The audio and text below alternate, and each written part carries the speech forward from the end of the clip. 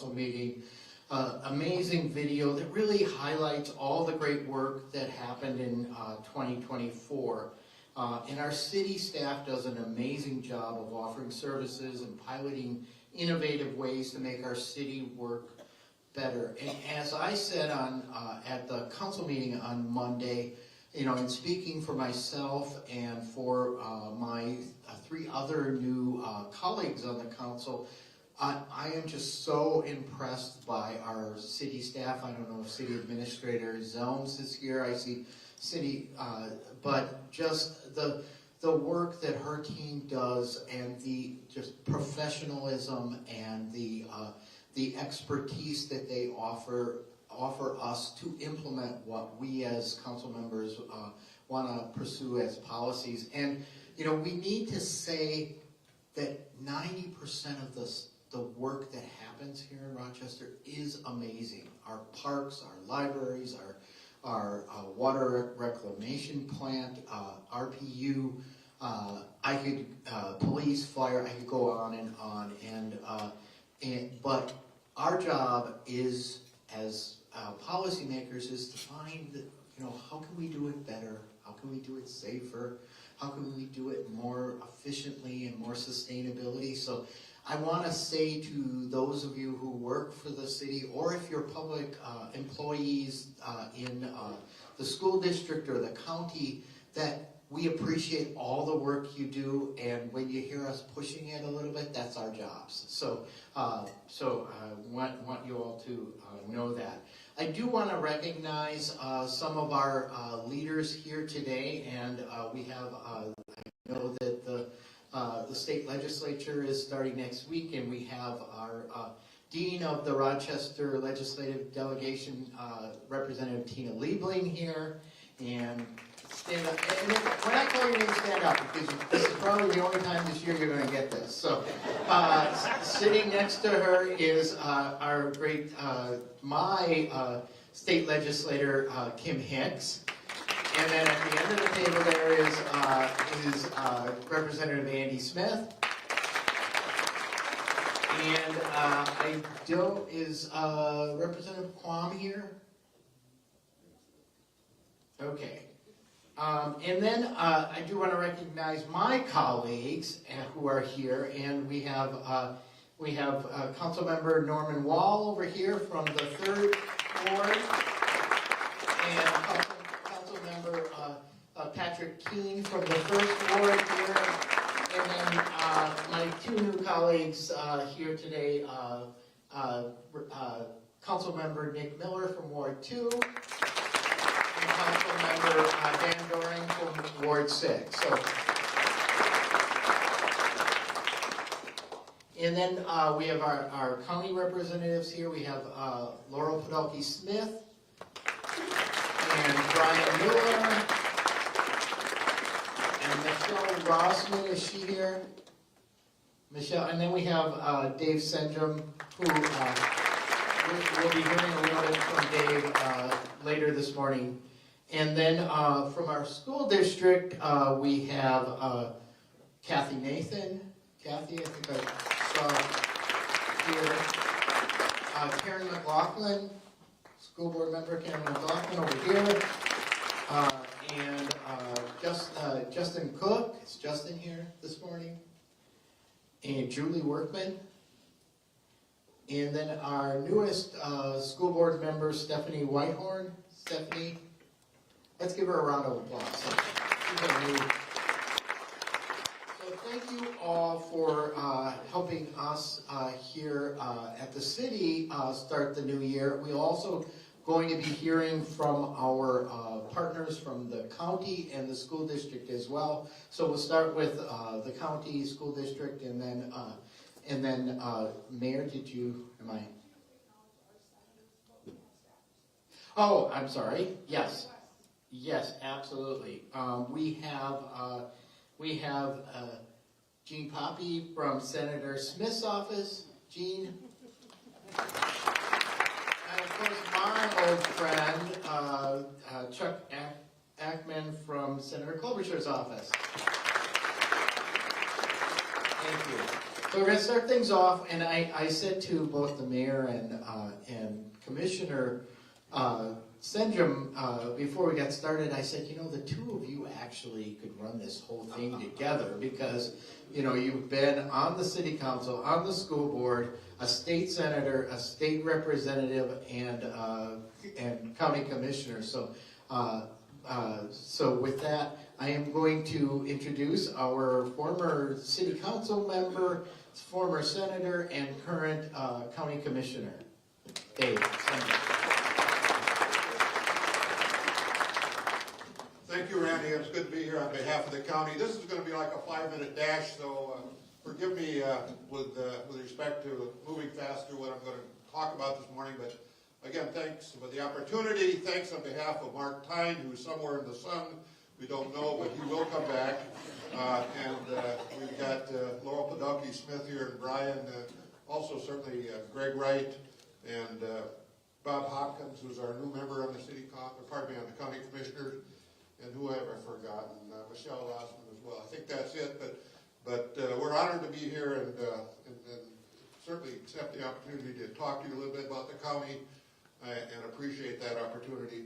I would suggest, and this would be a little bold, the state of the county is outstanding. And it's not because of anything that I have done. We inherited that. We have an outstanding county. We've got a county that has, I believe, a strong board. We certainly are with respect to our staff, dedicated and committed. We're innovative in every respect, and I think we've moved this county forward. Certainly we and the predecessors have done this pretty well. As we look at the county in terms of overall functions, I think you probably know them, but when I came on the county board, I understood, maybe I didn't understand, the length and breadth of the county board responsibilities and the county's responsibilities, but certainly public health, social services, housing, public safety, prosecuting and probations, roads and bridges, parks, land use planning, elections, solid waste management, property records, and assessment. That's a pretty long list with respect to county responsibilities, and again, we do them, and we do them very, very well. A little bit about the initiatives in 2024, and I'm just going to start by noting, and I'm not sure if he's here or not, Travis Granzi is our new county administrator, and it's a delight to have Travis working with us. It's also, frankly, a delight to be able to hire from within. And you know what you have, and you are confident in this case, Travis's expertise and commitment to the county, and so on and so forth. But beyond that, then, with Travis's move, we have Amy Rottwater moving up into Travis's spot with respect to Deputy Commissioner of Health, Housing, and Human Services. Then Tony Hill has moved up to take the division head for physical development. And there'll be more of this movement as it occurs as these chairs start to rotate a little bit even more. Some of the notable things with respect to housing, and these are things you probably read about in the paper, the Roth residential facility here on Center Street. The county has bought that and will operate that in the area of affordable housing. We're working on a Trail Heights site development south of Apache Mall. And that's going to be a large facility, again, dedicated to affordable housing. We've done a lot of this. And of course, we have the 10 homes out in southeast Rochester. We call them the Red Hawk Project, 10 affordable housing homes that are already being sold and will be continuing to market into next year. An exciting, I think, adventure with respect to trying to provide low-cost housing to individuals within our community. In the area of parks, we've got a lot of things going. We spent a lot of time on Graham Park. They're going to be in Graham Park, an 80,000 square foot facility, a new expedition center. You can't realize until you see an 80,000 square foot facility how large that is. It's going to be monumental. Besides that, all the things that go into recreating Graham Park is something that we've been involved with and continue to be. We're working on certainly the Sandy Point Park and renovating that and making that the kind of facility that people are going to use. That lake's already heavily used. On and on. Of course, we've done a lot of work at Oxbow and Chester Woods, a new amphitheater out there. These are just kind of lists of things which kind of go down through the menu. With respect to solid waste, a lot of things happening out there with respect to materials recovery and and recycling and all of that, including a bonding proposal this year that will go on even a little bit further in terms of cell fall and all of those things and go into this web, if you will, of how do we handle our waste well. So we're continuing to work on that. We've got an energy park initiative going on, and that's 70 acres just to the east of the solid waste facility out there. How do we take the heat off the incinerator and use it productively for a new development within that 70 acres? That's an initiative that we're certainly working on. In the area of sustainability, we've done a lot. I think this last year we put in 4 new solar systems and 2 geothermal systems. So we continue to, again, work on the sustainability ethic. That's, I think, a good direction. We'll continue to do that. In the area of ordinances, cannabis is big. I won't go into it too deeply, but I think our county was probably first in the state with respect to the cannabis ordinance and getting that out and getting it on the street and being prepared for whatever happens to the state of Minnesota on this one. But we're prepared, and that's all in place. We ran a secure and a precise election, I will tell you. And these are easy to talk about, harder to do if you're in charge. And our election staff just did a wonderful job this last year. In the area of transportation, a lot of projects, but I think foremost amongst them, the Highway 14, 60th Avenue, County Road 44, as we kind of call it within the county sphere. That's on board and getting done, and so a good thing. You can kind of maybe, it's not to laugh about, but of all things the county gets stuck with, some property forfeitures. We've got 10 acres out in Haverhill Township that's got like, I don't know, 800,000 tires in it. So how do you clean up that? And thank you, state legislature, for helping us with $500,000. To that end, another, I think $300,000 on top of that for the county. But we're reclaiming that 10 acres and clean it up as, of course, we should.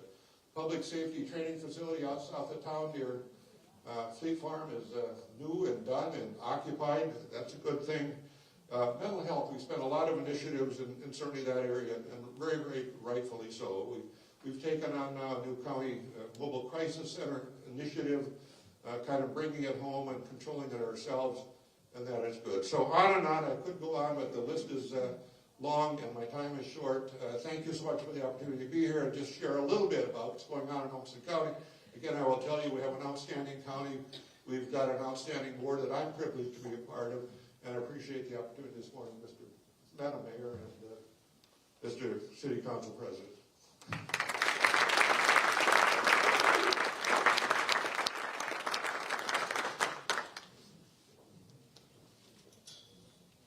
Next on our list is the chair of the Rochester School District, and I do also want to acknowledge that school board member Jean Marvin is here. So please give her a round of applause. Next up is Kathy Nathan.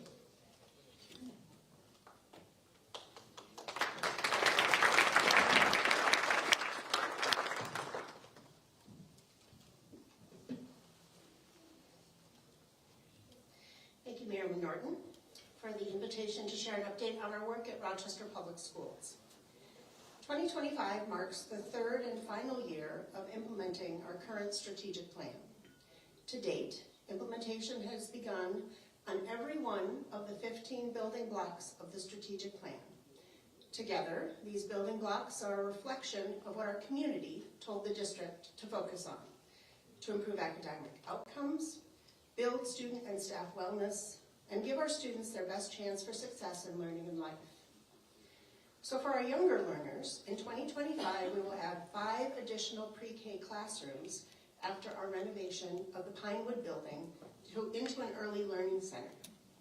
We will be able to serve an additional 80 to 160 students, depending on whether they're full day or half day pre-K.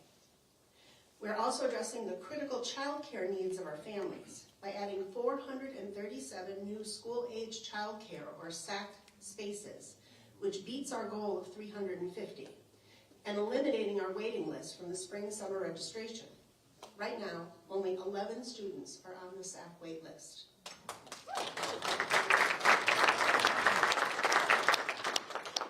For our K-12 students, we will continue to implement a multi-tiered systems of supports, or MTSS, which uses data to identify each student's needs and skill gaps, and then targets staff and instruction to deliver supports to meet those needs using software and curriculum tools. We will continue to transform our literacy curriculum and instruction so that we can meet our commitment to having every child reading at grade level.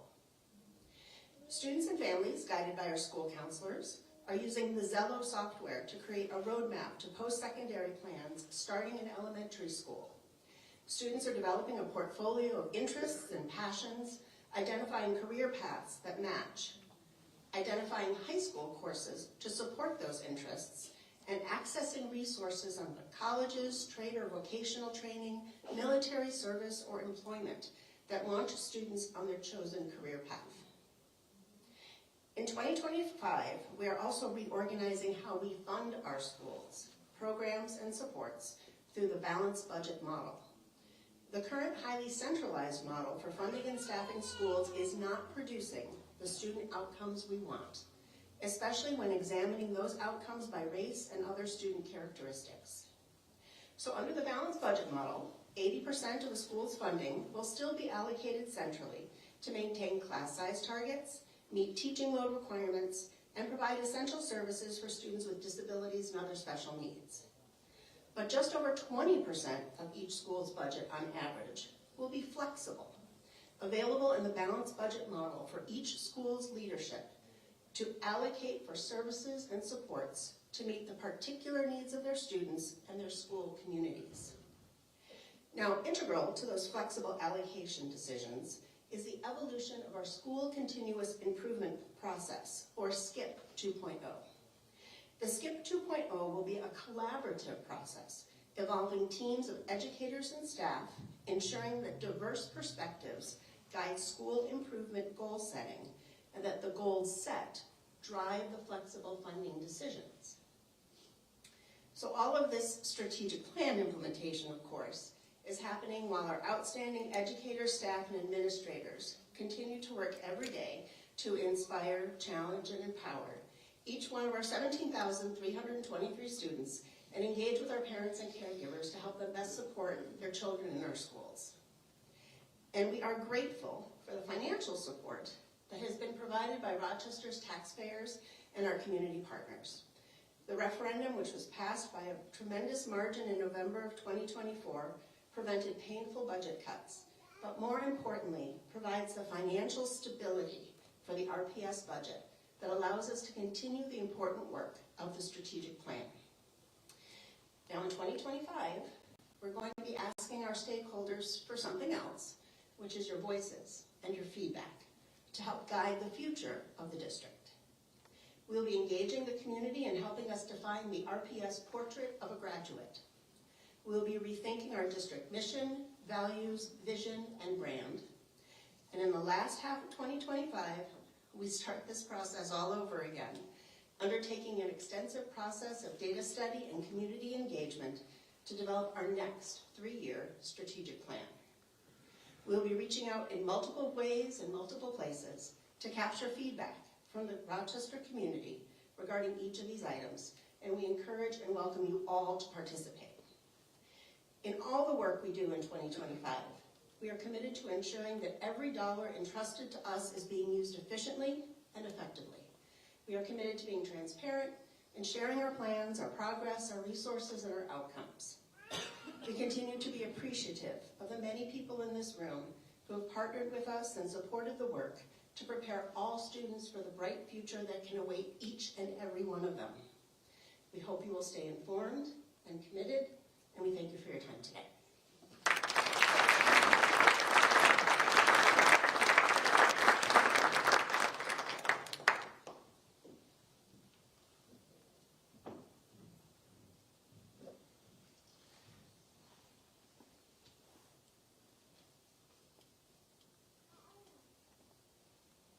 Okay, we are now going to move to the, before the mayor gives her State of the City address, we have a special treat. We have the city's poet laureate with us, Jean Procott, with us to share a special poem she's written for this occasion. Jean is a teacher at Century High School and has been Rochester's Poet Laureate for the past 2 years, recently winning a $50,000 fellowship grant from the Academy of American Poets. Jean, if you'd like to join us to read your poem.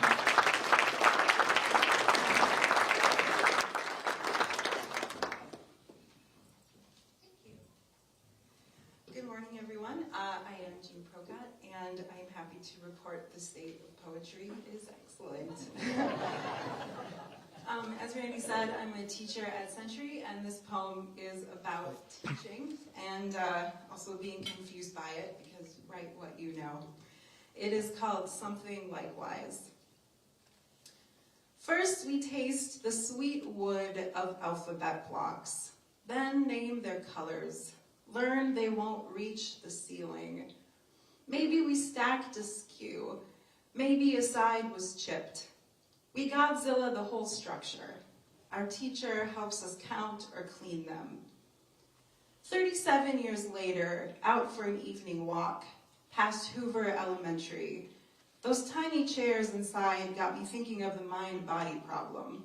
How I ever fit in some place so small, where Mrs. Brooks cleaned the kid slobber from ABCs. I called her mom once. The class laughed. She smiled. She was old and used to it. Today, I give my sophomores a spelling test, 100 points. Just kidding, not for points, just to see. Most of us never get definitely, the defiant mistake of an overconfident A. My students ask, Miss Procat, will you write us a poem about potatoes for our potato party? I have never been asked a greater question. The season has finally changed to mashed. Word 2 is calendar. Don't we all struggle with that one? These days revolving. I might forget what year it is. Last week I went to write a lesson I'd already written months ago. The third word on the test is embarrass. 30 years ago, I lost the spelling bee with occasion. I still can't spell it. Just now, autocorrect flipped it like a digital clock, underlined my mistake to embarrass me. Look, Mrs. Brooks, when our students are out in this world, when the lessons cycle back, what will we want them to do for us? All I know is they need a space, warmth, a chair to grow into, a piece of candy, an ear, an opportunity. So how much time do I give? How much time do we get, they always ask. How much do you want, I say. They say extra. I say, when can you meet? Let me check my colander. Look, Mrs. Brooks, I don't know what to give. So much of what I've said has been strained. Mrs. Brooks asks, what remains? That is what you defiantly gave. They will now give something likewise.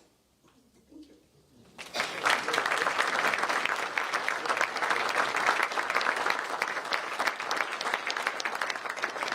Wow, thank you for that. What talent, not only from you, but also the talent that you're giving to your students there. So thank you for that.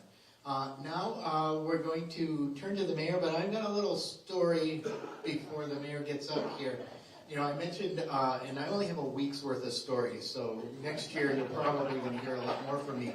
But, you know, at our meeting on Monday, you know, I look over at the mayor and she smiled throughout the whole meeting. I was just like, oh, wow, okay, she's happy, she's happy. Well, this morning here at breakfast, she was telling us at the table that, you know, she's having some hearing loss, that, and that she cannot hear low voices, she cannot hear male voices. So, well, we are an all-male city council, so she can't hear any of us. So we hope we can smile, but I hope she can maybe hear some of what we have to say. I am looking forward to an amazing partnership with the mayor as city council president, and with that, I'd like to welcome our Mayor Kim Norton to give our 2025 State of the City Awards.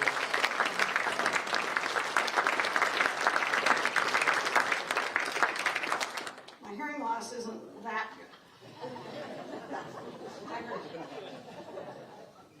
And actually, what a joy.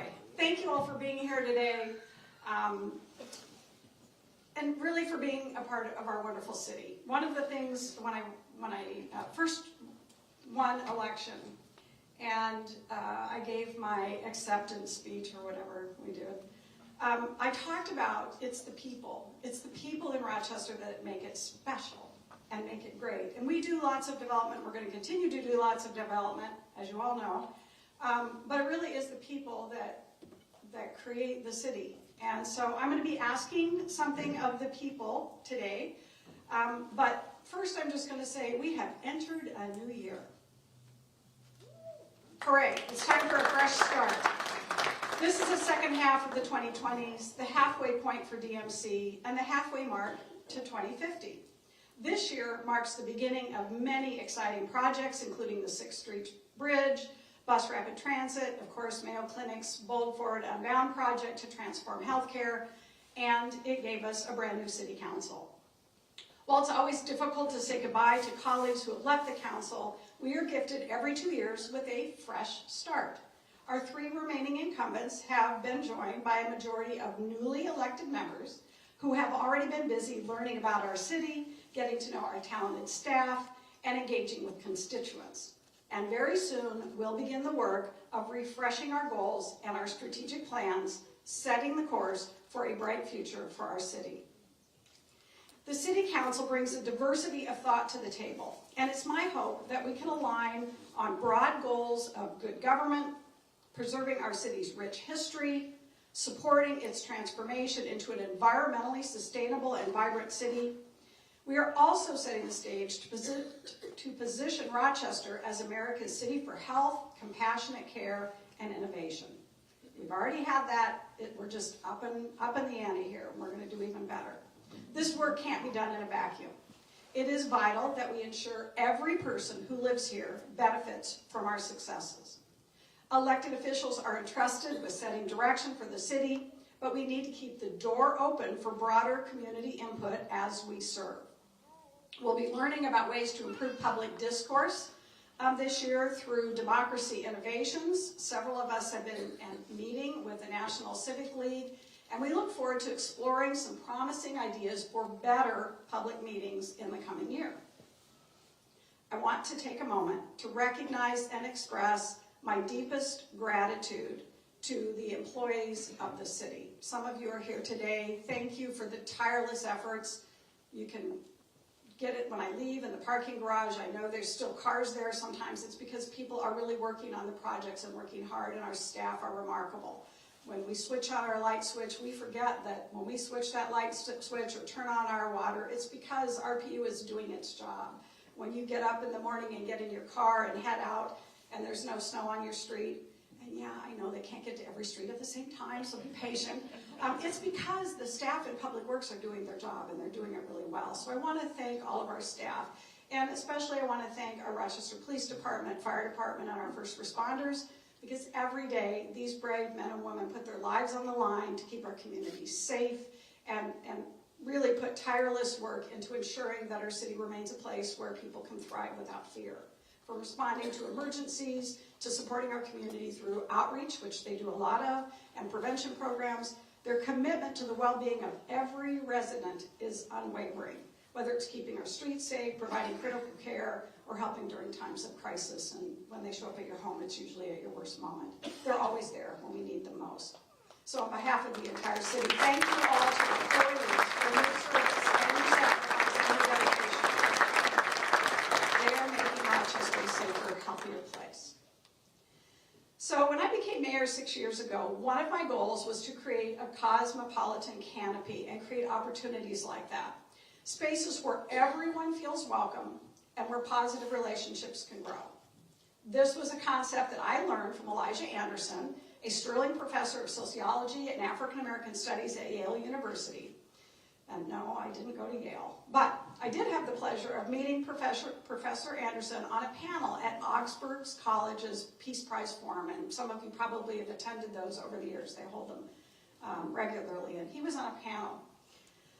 His concepts speak to the importance of creating spaces like Peace Plaza, Discovery Walk, Soldiers Field, Silver Lake, and frankly, events like Thursdays Downtown, and our fabulous New Year's Eve event that was held in this building just a few weeks ago, where 6,000 people from this community came to have a family day. And it was a fabulous cosmopolitan canopy. And I felt pleased and proud, and I want to thank the folks at the Mayo Civic Center and this wonderful staff here who did a fabulous job keeping everybody happy and healthy. But this is something we've strived to do, and this is Elijah Anderson's book. It's called The Cosmopolitan Canopy, Race and Civility in Everyday Life, and it really is about how can we create those spaces, and it's not going to happen accidentally. It has to be purposeful, and we're really going to have to nurture this concept. As we work to create the city our residents want, it's critical that we listen to all voices, and that's why we've done things like co-design in the community of Rochester. And it's also why I launched the Rochester Vision 2050 initiative, which I announced a year ago today, right here in this room, to gather input from the broader community.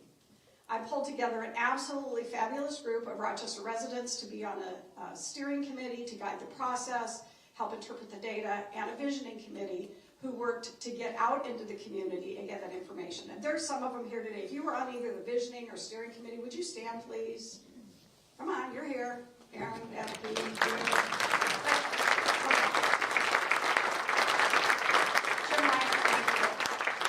I really appreciate it. This group of people has done work and will continue to do a little more work. I hate to tell them that, but our consultant will be in town here on February 10th at a city council study session to really dig into the data that we got, because we had thousands of people responded, and many of them had more than one idea, so we have lots of information that we go through, and many of the people that stood have been digging into that information for me.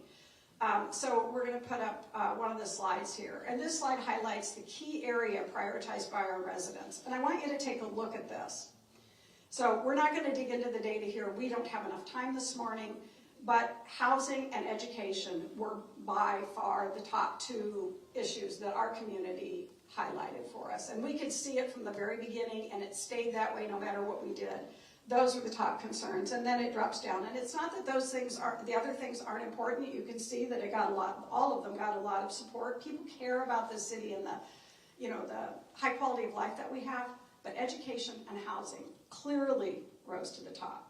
So I'm going to show an example of the next slide, which provides insights to the open-ended comments. And so we don't have it live here. We'll talk about it more on February 10th, but every comment that was made is in this document, every comment. And so when this is live, you can click on all those and the comment pops out at you, and you can read the statements and the words that the people wrote themselves, so you can get that information. And then it also breaks down into areas, so you can kind of see what was the area people commented about.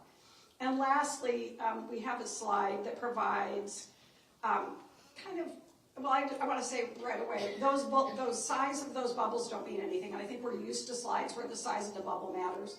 Size doesn't matter. This is just comments, right? And so, but these are the highlighted, the comments that were most common. And this, I think we have workforce and economics in this particular slide. I can't see them from here.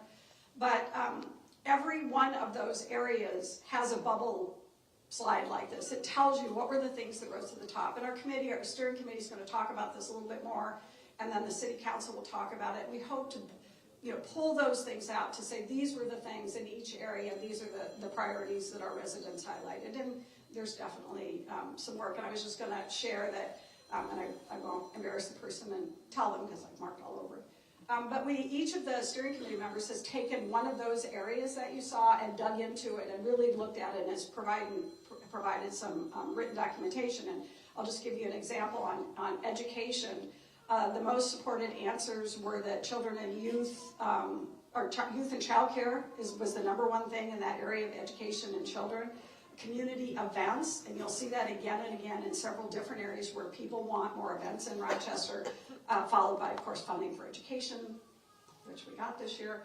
But prioritizing early childhood needs, issues, and investments, increased early childhood investments and outcomes resonated throughout the entire document. And you'll hear in a few minutes a little bit more about that. So one of the key ways that we engage the community is through our boards and commissions, in addition to this type of work that we must do in order to keep the voices of people at the table. Over the last 30 days, the City Council reaffirmed the service of over 22 residents, the old council, I don't want to call them that, the past council, approved 22 residents who agreed to continue on the boards and commissions that have hundreds of people serving on them. And then we have just appointed, in the new council, approved another 15 new members this past Monday to serve in this role. I'm incredibly grateful to the folks in this community who step up to volunteer their time. These aren't paid roles, these are volunteers, but it's the community voice on issues that we care about in our community. And I would encourage more of you to get the word out and have people apply for boards and commissions. You can apply all year long through the city's website, and as openings occur, I do interviews and forward those names to our council. Council President Schubring and I are discussing ways to assure that the City Council and staff are aware of, value, and embrace the community input on these boards and commissions throughout the year. They put a lot of time and work in, and we're going to make sure that folks know that. And just one small example, not small, it took a long time, of how this community input works on boards and commissions was that there's been work on historic preservation, talk about it for a long time. This group of citizens pulled together with help from our staff, the designation of a historic district in Rochester, and the City Council approved that. It takes a lot of work on those committees, sometimes painful work, to get to a solution that the City Council can vote on.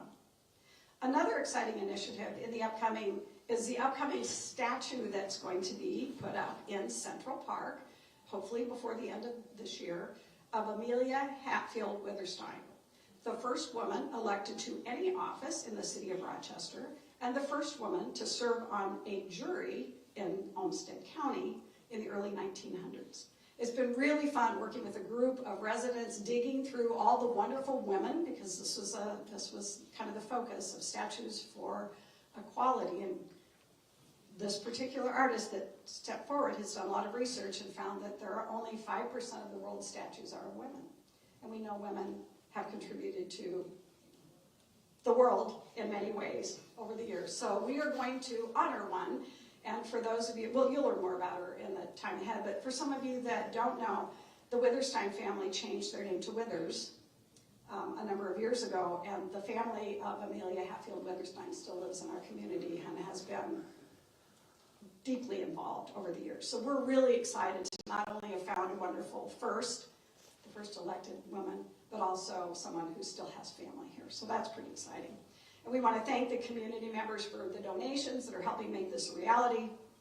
I want to especially thank the Rotary Clubs of Rochester, because they have donated funds for the base of the statue. The Park Board just approved this week, and they also are contributing to the base and design of the statue and the garden that will surround it. The goose, which is in the bottom corner, is kind of a bonus. And this will be placed in the garden adjacent to the statue, and it's going to honor our rich history, of the large Canadian goose, love them and hate them, whatever, they're here. And also a nod to the artists. So Gilly and Mark are the artists who did this, and Gilly and Mark are artists out of Australia, and they specialize in animal art, and you can see it all across the world. So I thought it was nice to add that. I'd also like to thank Judy Hickey and the Greater Rochester Arts and Cultural Trust for their help in this, and the Rochester Area Foundation, who's supporting our work. So thank you to those organizations as well.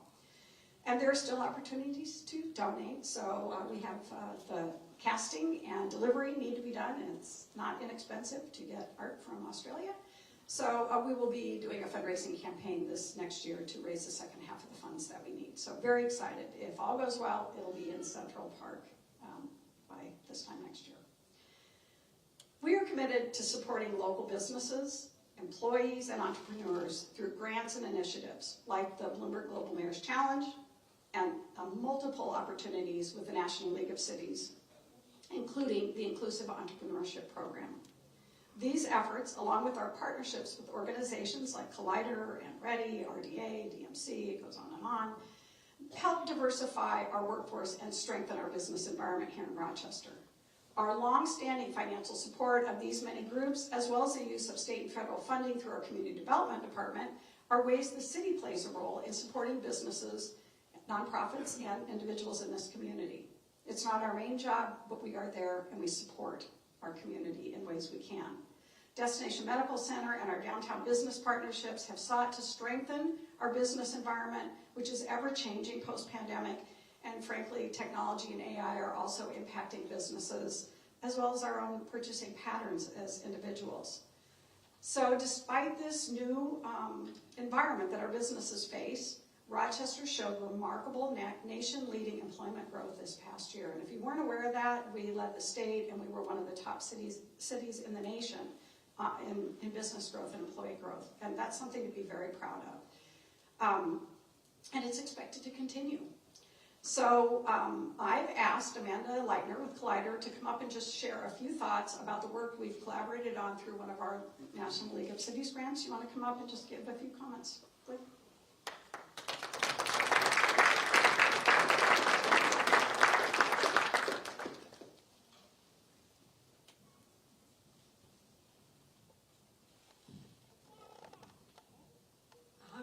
Well, good morning, everyone. As the mayor said, my name is Amanda Leitner, and I'm the executive director of Collider Foundation, which is a nonprofit here in Rochester that helps people take their business ideas and turn those into something real in the community. So at Collider, we really believe that small business drives communities forward. They add vibrancy, a sense of identity and purpose to places that we live in and that we call home. Small businesses are the ones that are most able to quickly adapt to and solve the needs that they see around them. So I'm very grateful to live in a community here where there are so many people from places all over the country, all over the world, that want to share a piece of themselves, their skills, their passion, their culture, and their stories with everybody else. So these people are doing things like engineering machines to make injera because they can't find it here. They're helping parents communicate with their language-delayed children. They're building smart tech-enabled rooms for dementia patients. They're reducing medical waste and eye drop usages. They're curing cancer in dogs, educating and empowering women on their birth journeys, creating local mead, opening luxury barbershops, and doing whatever they can to leverage their skills and experiences to improve the lives of people around them. So at Collider, we believe in lifting up the talent housed within our community and allowing that talent to thrive. Innovation, entrepreneurship, and new ways of doing things are all around us and are showing up in really unexpected ways. So most people don't realize that the largest group of new entrepreneurs are between the ages of 55 and 64 years old. Also, businesses less than 1 year old create the most net new jobs in our country. So similar to national trends over the past 2 years at Collider, we're seeing a lot of people starting businesses based on skills they utilized in their careers, in a variety of home-based consulting businesses, as well as personal services, tech businesses, and food endeavors. So when people come through our doors, yes, they're looking for help with business development. They're trying to figure out their business model, how they're going to make money, where the money to get started is going to come from. However, they also want to know about the ecosystem. They want to know what connected resources are available here to help them. As the mayor noted a few minutes ago with all the bubbles, obviously small business and support of that, support of diverse businesses is something very important here in the community. Entrepreneurs know that the ecosystem is important because they know that small business entrepreneurship doesn't exist in a bubble and that no one person, organization, or place has the solution resources alone to allow them to succeed.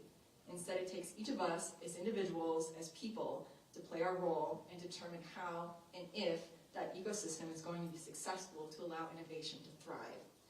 So we all have a role to play wherever we are, whenever we leave this room today, to connect people from top to bottom, inside out. Take a few moments to listen and learn. Think about how our policies and procedures affect small businesses, and consider the value we place on innovation and doing things differently than the way they've always been done. So at Collider, we just celebrated our 5-year anniversary as a nonprofit this October. In 2024, our small team of 4 served over 250 local entrepreneurs through our free or low-cost services. We work to give everyone the same chance to make their business dream something real and to share the true stories of entrepreneurship that are occurring within our community.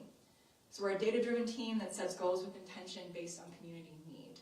So in 2025, our goals are to continue to identify and solve gaps in the ecosystem through community-driven insights, to continue to shed light on unrecognized business owners through our storytelling work, to refine our message to reach more people in the community that we can serve, and to build more meaningful connections with mission-aligned partners here in the ecosystem. So I wanted to end by again thanking Mayor Norton for inviting me here today, and to thank you all for the role that you play in this connected ecosystem. So I'd like to encourage you all to think about just one thing when you leave the room today that you can do to support small business in your role and to put entrepreneurs first. So thank you so much for this opportunity this morning, and I would encourage you all to please connect with us if you're interested in learning more about Collider and how you can serve small business here in Rochester.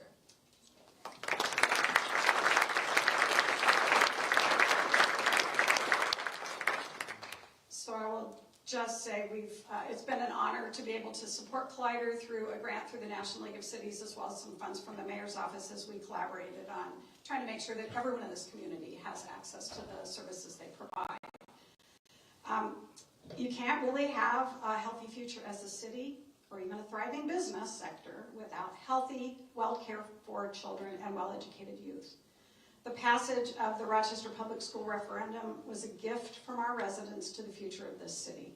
And I'm forever grateful for their commitment to our youth and our schools. Was really pleased to hear the comments from Kathy Nathan and the changes that are being made and the progress that's being made, the strategic plan for our schools, and I'm really hopeful for the future for Rochester. But we know there's more to do. We can't put it all on the shoulders of our teachers. I know it feels like that's a simple thing to do, but the broader community, broader society has a role too. Did you know that mental health is a major concern for our youth? I know some of you here know that. They've identified it as one of the most pressing issues among their peers. Our youth council talks about this. It was one of, when they formed their committees, mental health was one of the first committees out, and I think energy and environment were their committees. Social anxiety has kept some children from returning to school and participating in activities. Did you know that children need a close relationship with just one caring adult that they can trust to help overcome childhood trauma? It is that important, that relationship that we have with our children. That close relationship can make a world of difference in a child's life. And it's no secret that Rochester and much of the country is facing a child care crisis. Parents need access to safe, affordable, and high-quality child care in order to enter and remain in our workforce. This issue affects our entire community, both socially and economically. The lack of affordable and quality care and the low pay for those who care for our most vulnerable children are at risk of even staying in the field. And inadequate facilities, and frankly, one of the things we've learned is the location of childcare really affects parents' willingness to use it. So, having childcare close to where you work makes a difference. Surprise. One of the National League of Cities program grants that we received helped support the work of Cradle to Career. And so I'm going to ask Julie Ruzick to just step up and say a few words about her program and how those funds might have helped before we finish up.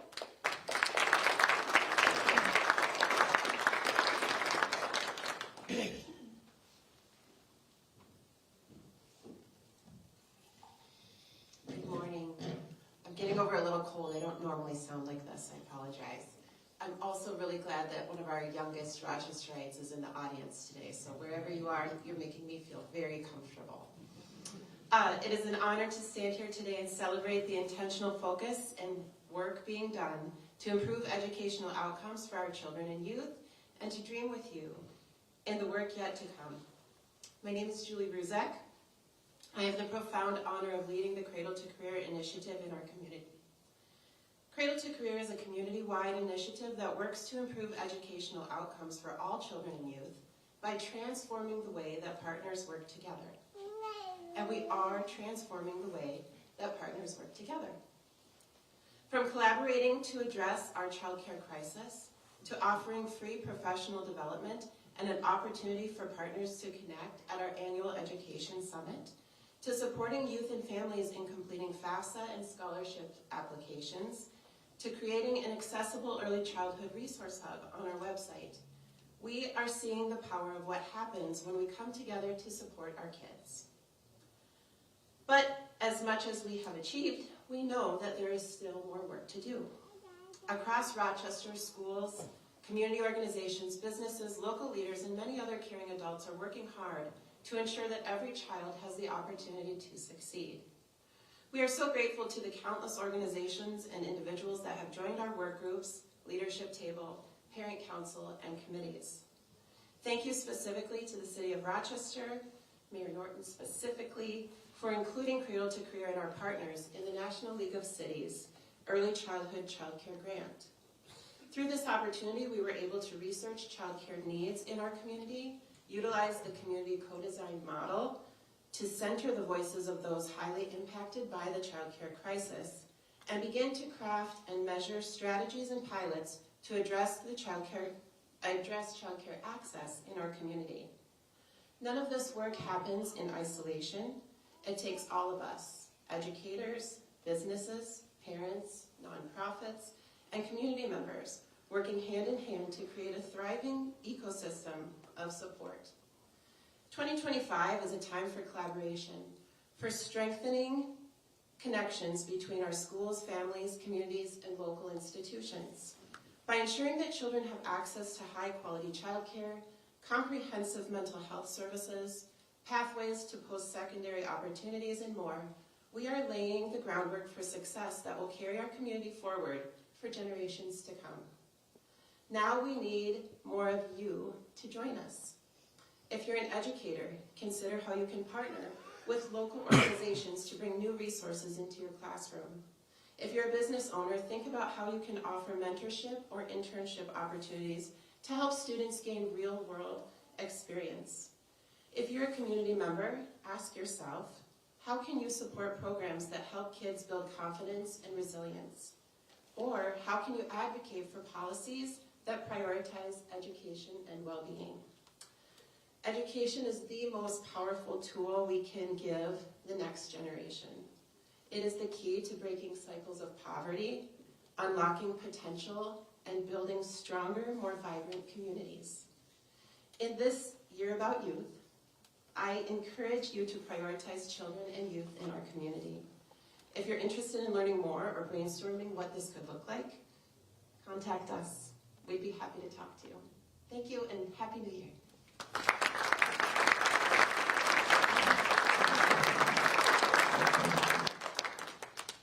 So you're hearing a theme. So this has been, it says, so how are the children? This has been on my bulletin board, I think, since the 90s. I keep it in front of me to remind me that our community starts with our children. So you're hearing a theme? Yes, you are. There's much more that needs to be done in supporting our children and youth in this community, and our entire community, as Julie pointed out, plays a vital role in addressing these issues. And it's imperative that we do this. And I remember one person I was talking to when I said, I'm really going to be focusing on youth this next year. They said, what does the city have to do with youth? And I had to stop. Don't roll your eyes. Don't roll your eyes, right? Because all of us have a role to play. If we do not focus and make sure that our young people are ready, our future is at risk for the whole community. We have to have people who are ready to lead, people who are prepared, who are warm and feel loved. Simple. Children living in conflict, crisis, or dealing with trauma such as abuse, hunger, or isolation are unable to grow into the productive, strong students and adults that we need for the future of Rochester. We must support their development, the development of new, affordable, high-quality child care options so that families can choose to work without spending every penny on child care. We have to do that. Otherwise, they may have no choice but to forego work entirely. And I can tell you from working with the Chamber and some of our partners here, they need employees. We need people who want to work to be able to work. Through my participation in the Hunt Institute Fellowship this past year, I connected with state-level professionals and elected officials who understand these challenges and will work together, I'm hopeful, toward legislative solutions that could address the low wages and high costs of childcare in particular. I'm hopeful that these efforts will make a significant difference for our families' lives, but we also need city and local businesses to recognize that we have a role in this too, as their younger employees, frankly, depend on childcare. Across the country, businesses and, yes, even cities are stepping in to offer childcare for their employees, especially for their first responders and, in our community, healthcare professionals and others who work non-traditional hours. This is something we don't often think about, but when you work evening shifts, when you're a police officer, and want to work fire, there's no childcare available in the evenings. And of all communities, this community should be addressing this issue. So hopefully we can be thinking about that this coming year. I guess what I want to say is that we have wonderful organizations in this community. We have a plethora of nonprofits, and a few of them you've heard from this morning, but Cradle to Career, for Children First, FCCI, and some of the others support training programs and strive to improve childcare options. But more of us need to be thinking about that. The workforce needs to be thinking about that. As a community, we must support parents and families through initiatives like, frankly, and Homestead County is key to this, home visits that strengthen parent bonds with their children and help them understand how to be a parent, those parental practices that we need. We need to continue expanding our incredible early childhood family education programming, and many of us in the room, a lot of the elected officials, go out to talk to the ECFE and pair folks over at Community Ed, and it's a fabulous opportunity. Take it if it's offered, to learn more about what they do and hear from the families who benefit. It's remarkable. We also need more family-based activities like neighborhood art events. We know that art helps heal the soul. Poetry helps heal the soul. And our children deserve that kind of environment in our community. Child and family-centered programming in our organizations, parks, and services, an area that sometimes we fall short on. We have the parks, we have the environments, but we're not programming them so that people can use them. So think about that in this coming year. And it's not a new or radical idea. This past year, the city opened Soldiers Field Water Park. Anybody do that? Yeah, I see a few heads nodding. Yeah, was good. And the Lincolnshire splash pads, which are well used. And our Public Works Department, this did not get on people's radar, but they held a snow summit, the Public Works Department. It was fabulous. So watch for that next year, the snow summit. You can shovel little white styrofoam that children did. They had ball beads. It was fun. It was a great event. So brand new, watch for it. And as I mentioned earlier, the New Year's Eve party here at Mayo Civic Center. So we do have, the city does have a role, already plays a role, and will continue to play a role in making Rochester a place people want to live. The Rochester Police Department hosted a series of community-based events for the past number of years called Safe City Nights. I'm sure many of you have been there. And they do that in collaboration with Mayo Clinic's ambulance service, the fire department, Homestead County, Sheriff's Office, and lots of nonprofits.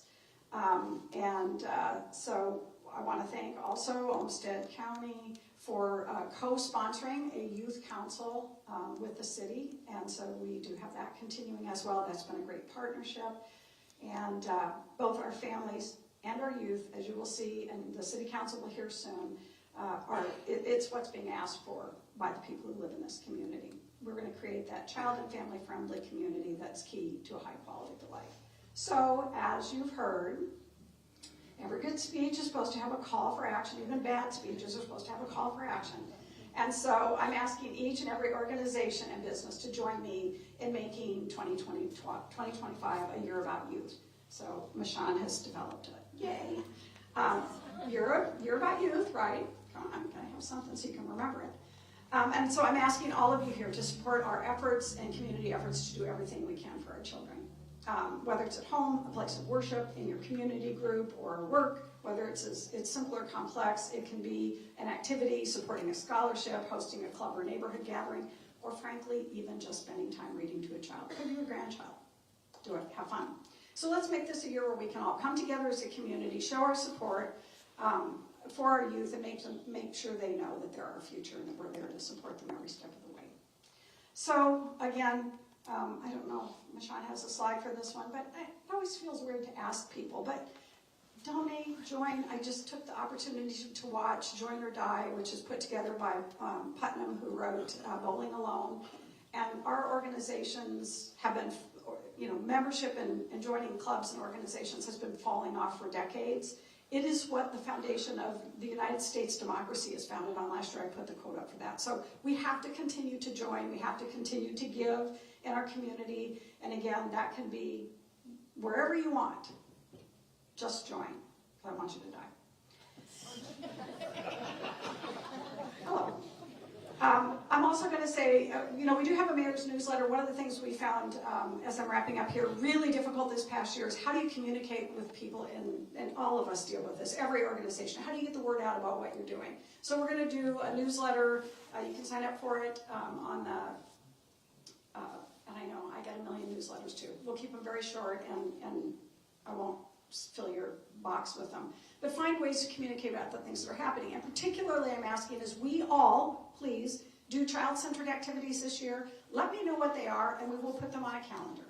Let me know what they are, and we're going to spend a little bit of marketing dollars getting some information out there so we can help. I would just say, if you're not a member of Rochester Local, find out what that is, because it used to be called Rochester Mom. It has the best calendar of things to do in this community.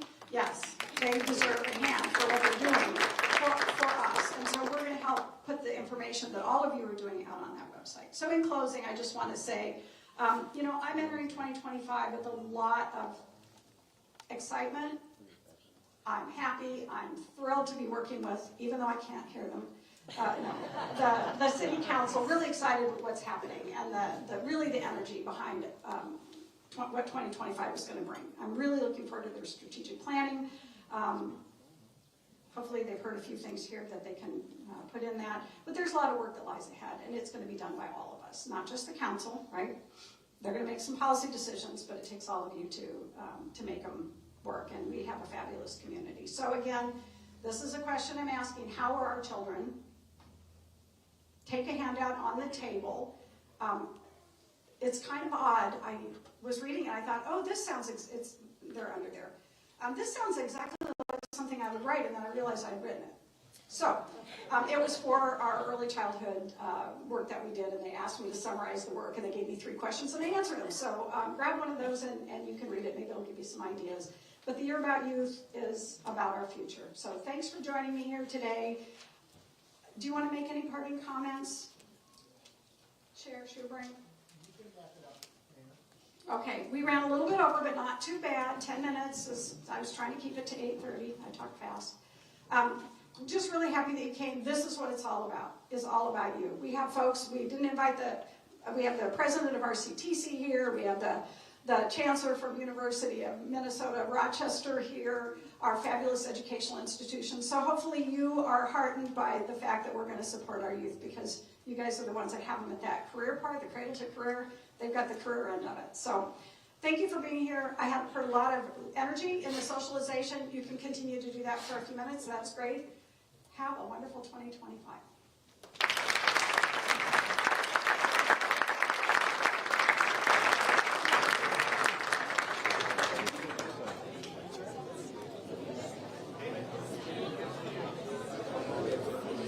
Do you know where Michonne is?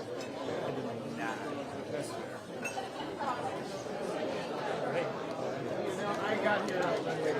You know if the mayor's open for comments afterwards? I believe she is, yeah.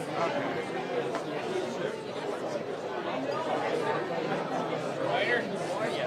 Good, are you?